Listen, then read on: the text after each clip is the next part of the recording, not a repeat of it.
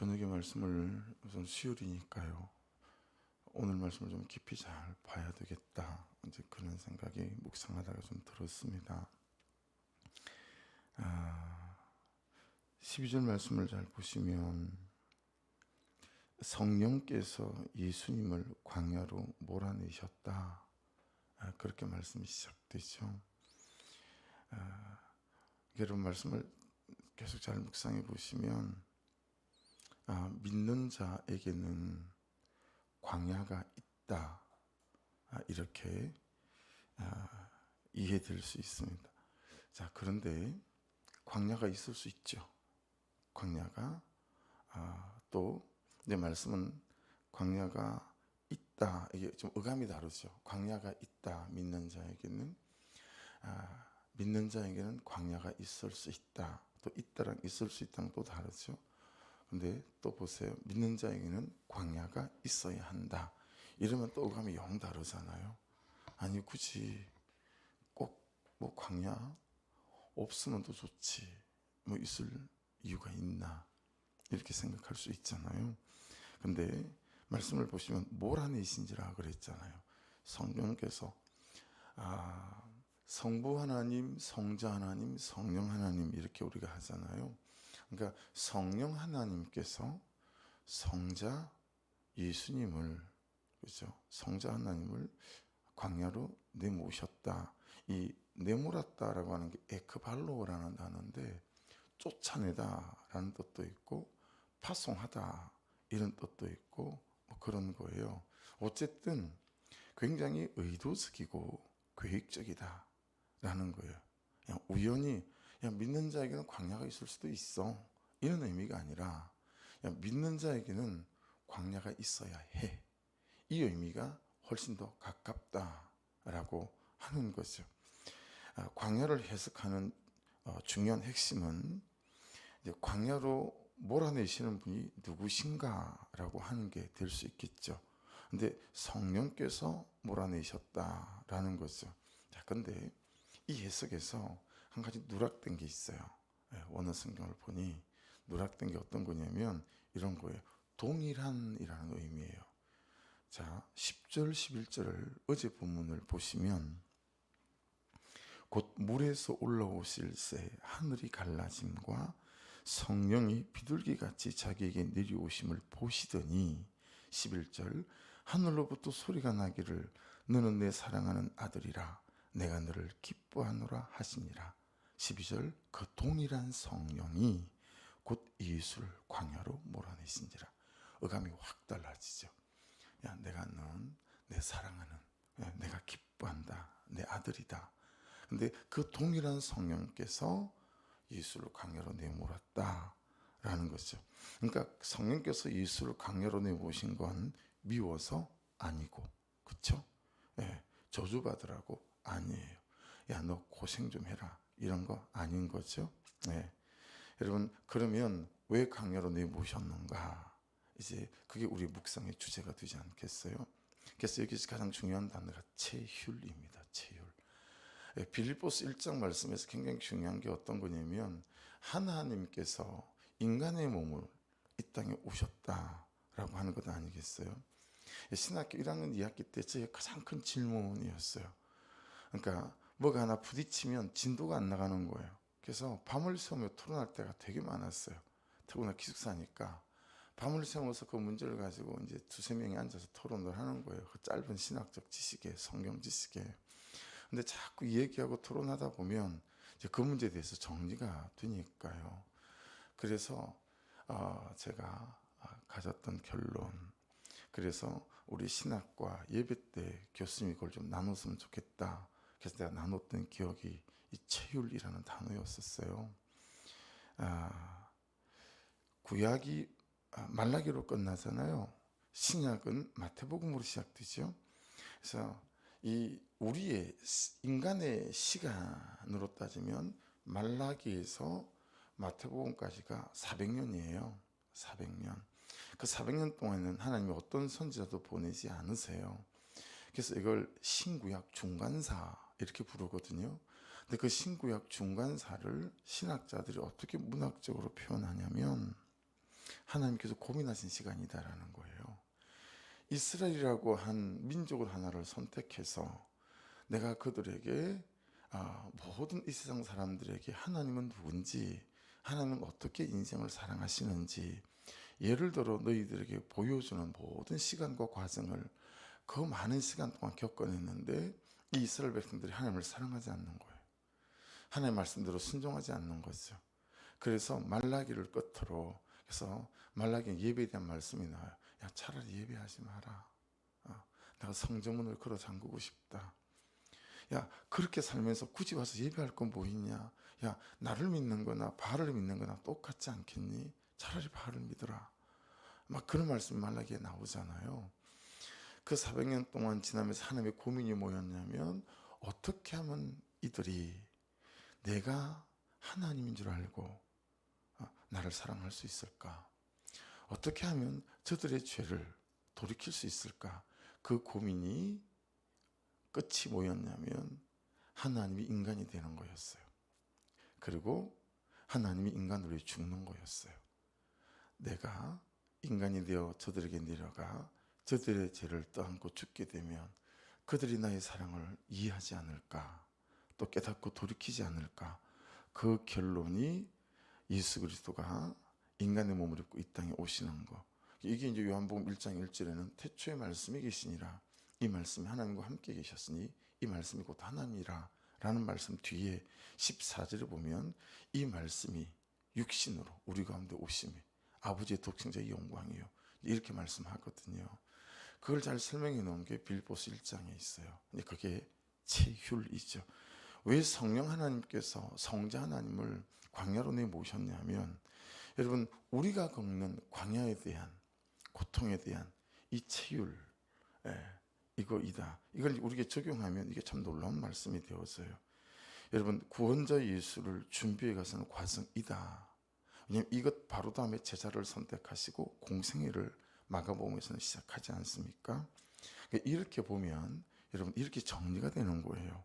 믿는 자에게는 광야가 있다. 믿는 자에게는 광야가 있을 수 있다. 믿는 자에게는 광야가 있어야 한다. 믿는 자는 광야를 경험해야 하고 믿는 자는 광야를 들어가서 광야를 지나와야 된다라는 거예요. 그래서 우리가 이 광야를 뭐라고 부르죠? 광야 학교다 이렇게 불러요. 광야 학교. 아브라함은 창세기 12장에 보면 부르심을 입잖아요.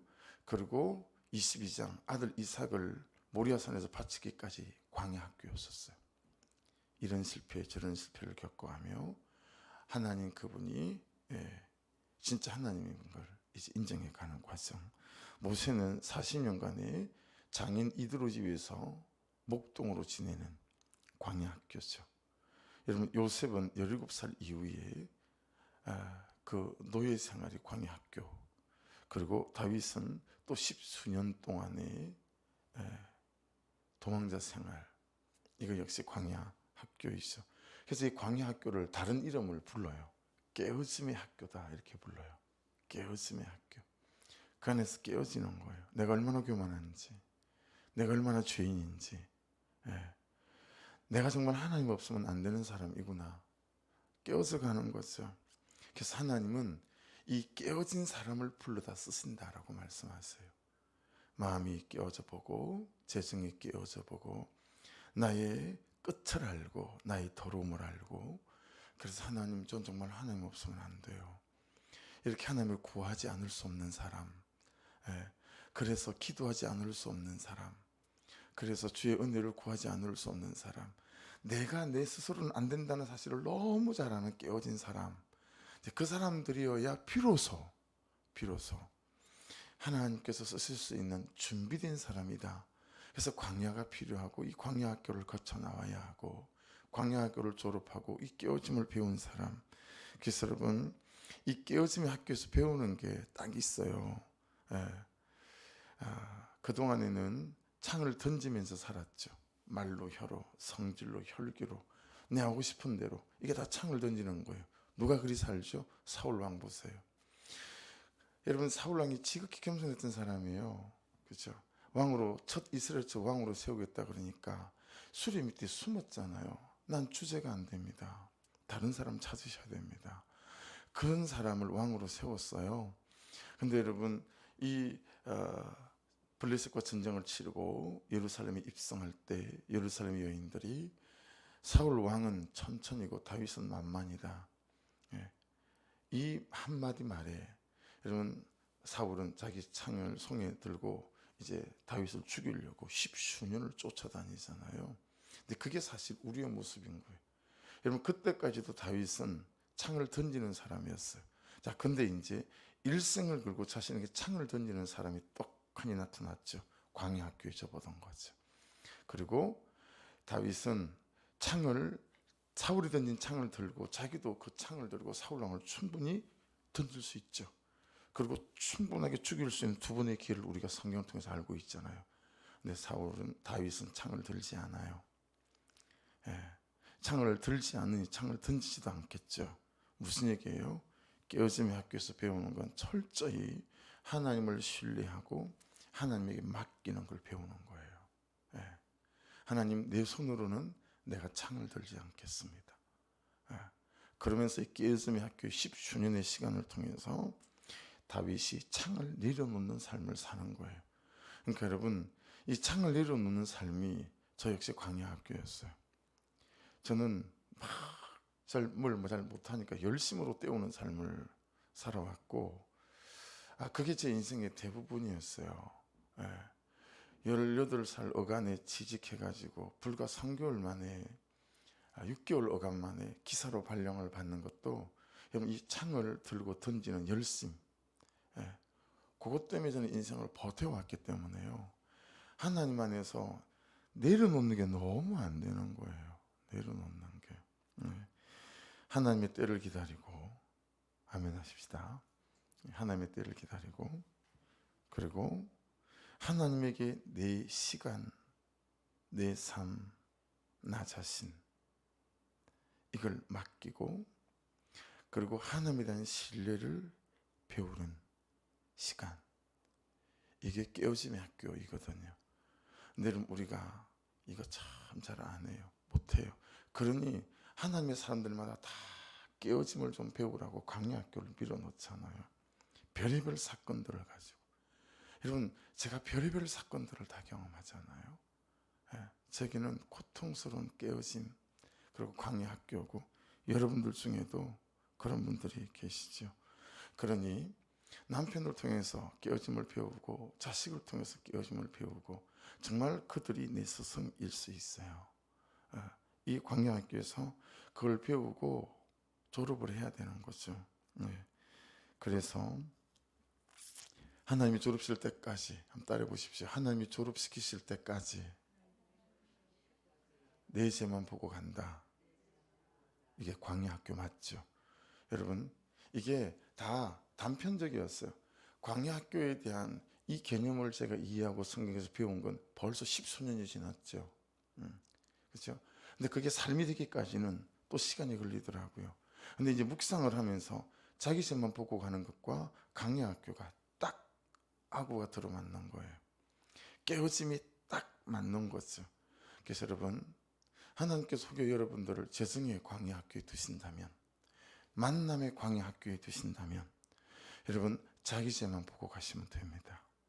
그러면 하나님께서 졸업시키세요. 그 하나님의 때를 바라보고 말씀을 쫓아 하루하루 살아가는 이 삶이 정말 위대한 삶이고 가장 좋은 삶입니다. 아멘이시죠?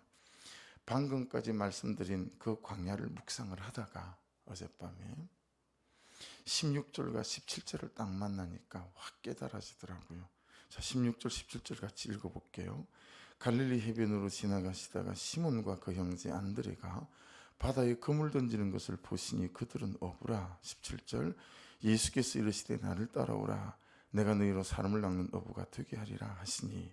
자, 이 말씀들이 연결되면서 전에 몰랐던 중요한 결론 하나를 깨닫게 되지 않습니까? 뭐죠?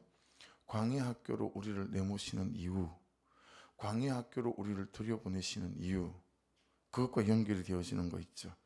왜냐하면 이제 더 이상 우리는 물고기를 잡아야 될 사람이 아니고 영혼을 잡아야 될 사람이기 때문에 광야 학교로 밀어넣는 거예요. 그렇죠?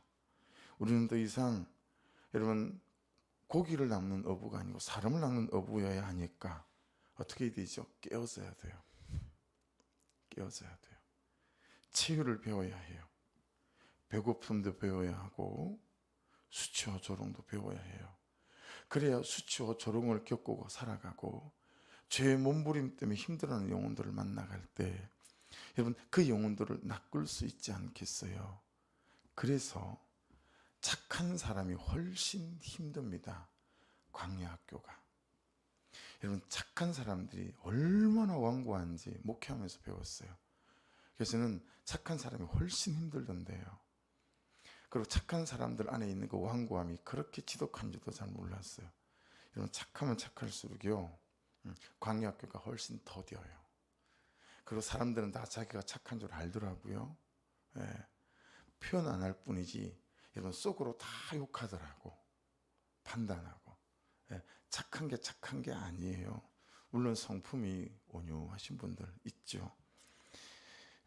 저와 여러분이 분명한 사실을 말씀 안에서 사람을 낚는 업으로 살아야 하기 때문에 광야로 밀어넣으신다라는 거. 거기서 다른 사람의 눈물을 내가 흘려보고 다른 사람의 고통을 내가 당해보고 그러면서 영혼에 대한 이해를 가지고 사람에 대한 이해를 가지고 특별히 뭐에 대한 이해를 가지죠? 십자가에 대한 이해를 가져요. 예수 그리스도에 대한 이해를 가지죠. 하나님의 사랑에 대한 이해를 가지게 되어서요. 여러분 우리는 그 사람 입장이 되어보지 않으면 잘 몰라요. 간혹 제가 없을 때 하루 묵상을 좀 새벽을 좀 나누세요. 그리고 집사님들이 해보고 난 뒤에 저에게 꼭 하시더라고요. 목사님은 1년 365일 그 한 500번에 가까운 설교를 어떻게 하십니까? 제가 1년에 한 500번 정도 말씀을 준비하고 설교를 하거든요. 나는 한 번 하기도 이렇게 힘이 드는데 해보니까 제 마음을 조금 알잖아요. 목자 해보면 목사님 마음, 사모님 마음 더 잘 알게 되죠. 이야 목사님 어떻게 목회를 하세요? 뭐 이런 얘기 하거든요. 여러분 왜 부모의 사랑을 가르칠 수 없죠? 시집가고 장가가서 애 낳아보고 키워보면서 그 열이 펄펄 나는 애 새벽 2시 3시에 들쳤고 병원 뛰어다녀 보면서 그때서야 엄마도 나를 이렇게 키웠겠구나 그러면서 엄마의 마음을 이해가는 거 그게 부모의 삶 아니겠어요? 그러니까 최후로 너무너무 중요해요. 여러분 광야 학교에 들어가실 때 아멘 하시고 감사하시고 광야 학교에서 잘 학점 이수해 갈 수 있기를 주의 이름으로 축복합니다. 그게 얼마나 큰 은혜인지 몰라요. 아무나 광야 학교에 밀어넣지 않으세요. 하나님이 준비시키시는 과정이세요. 인생에 이런저런 어려운 경험을 하셨다면 여러분이 가진 것으로 여러분이 할 수 있는 것 여러분을 쓰고 싶다는 하나님의 사인입니다. 아멘 하십시다. 하나님이 쓰고 싶은 거예요. 쓰고 싶으니 사람을 만들어야 되지 않겠어요? 그러니 풀무불 속에 집어넣으시고 광야 속에 밀어넣으신다 라고 하는 거. 사람을 낚는 어부 손에 들린 그물은 이런 것들로 기워진 그물이에요. 내가 깨어진 그물이 아니라면 내 그물에는 영혼이 들어오기 어려워요. 내가 치유를 배우지 못한 그물이라면 내 그물에는 영혼이 잡히지 않을 수 있어요. 근데 우리는 이런 광야를 들어가지 않게 해달라고 기도하잖아요.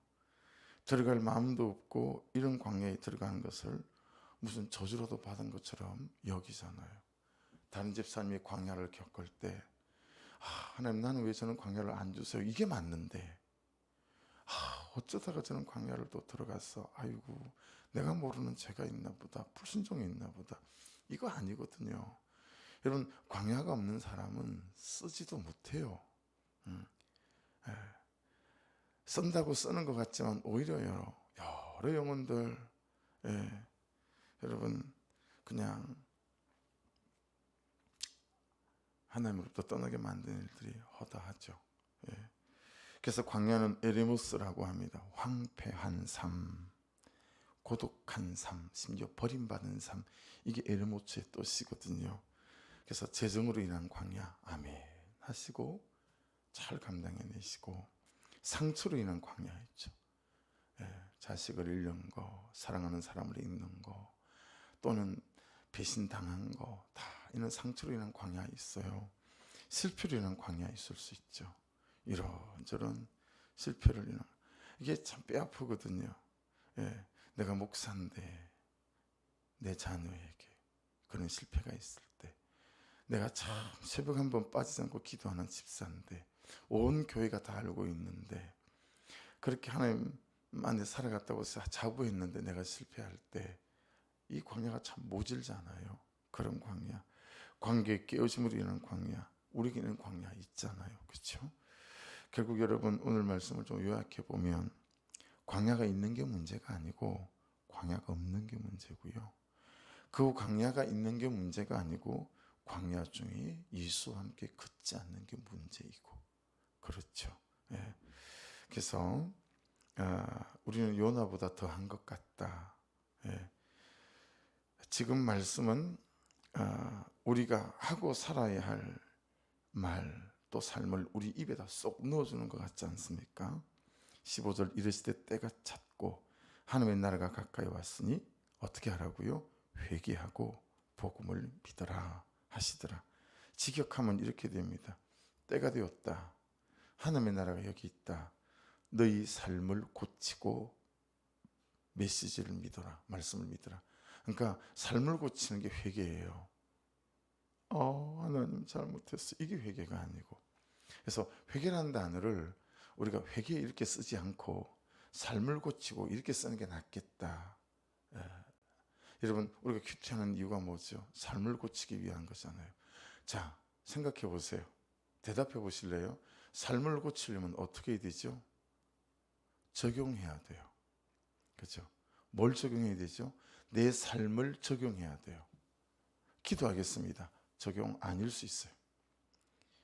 50집이 빠지지 않겠습니다. 적용 아닐 수 있어요. 적용이죠, 그것도. 근데 그건 여러분 어떤 적용이냐면, 조선시대에 의사가 궁에서 말이에요. 왕비에 진맥을 해야, 진단을 해야 약을 처방하지 않겠어요? 근데 어떻게 하는 거죠? 왕비의 손을 유교적 개념 안에서 같은 공간에 있을 수도 없으니 발아나치고 실로 연결을 하잖아요. 실로 왕비의 손에다 맥박에다 연결을 하고, 그럼 그 실을 붙잡고 맥박을 재니 이게 가능이나 하겠습니까? 그렇죠? 이 말씀에 삶을 고치는 적용을 하지 않는 건 실을 붙잡고 있는 거예요. 그러니 무슨 삶이 달라지고 고쳐질 일이 있겠어요? 여러분, 삶에 대한 구체적 적용이 일어나요. 삶에 대한 구체적 적용. 그게 회개를 시작이라도 해보는 거죠. 근데 묵상을 하면서 삶을 고치는 구체적인 적용을 하지 않는다. 이건 삶을 고치는 건 되지 않아요. 그래서 그냥 감정이 회개하고 잘못했어요. 감정이 회심하는 거지. 근데 감정이 회심해갖고 회개는 아무 일도 안 일어나거든요. 내 삶이 회심을 하고 회개해야 되는 거 아니겠어요? 그래 여러분, 너희 삶을 고치고 라고 말씀하셨으니 구체적인 그냥 삶의 말씀이 적용되어지는, 숟가락이라도 씻겠습니다. 그렇죠? 밥 먹고 난 다음에 안 그랬는데, 남편들 그런 사람들 많지 않아요? 내가 꼭 밥 먹고 난 다음에 내 밥그릇, 국그릇, 숟가락 들고 가서 싱크대에다 담그고 물을 쫙 해서, 그래서 아내가 설거지 할 때 편하게, 그런 적용 사소해 보이지만 그게 삶을 고치는 거잖아요. 그렇죠?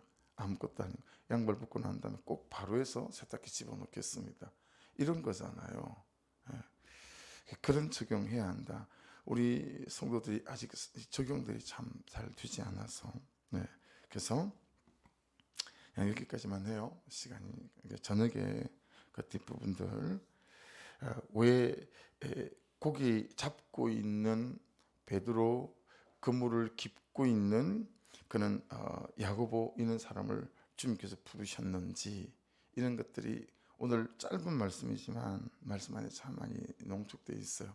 그래서 이 말씀은 또 듣고 또 듣고 해야 되겠다 싶어서 제 자신에게도 저녁에 앞부분을 조금 더 세밀하게 잘 다듬고, 그리고 뒷부분들까지 해서 저녁에 말씀을 좀 더 잘 정돈해서 나누면 좋겠다 싶습니다.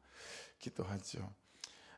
어떠세요, 여러분? 여러분은 오늘 말씀을 어떻게 적용할 수 있을 것 같으세요? 삶을 고치는 적용, 삶을 고치는 회개 말이죠.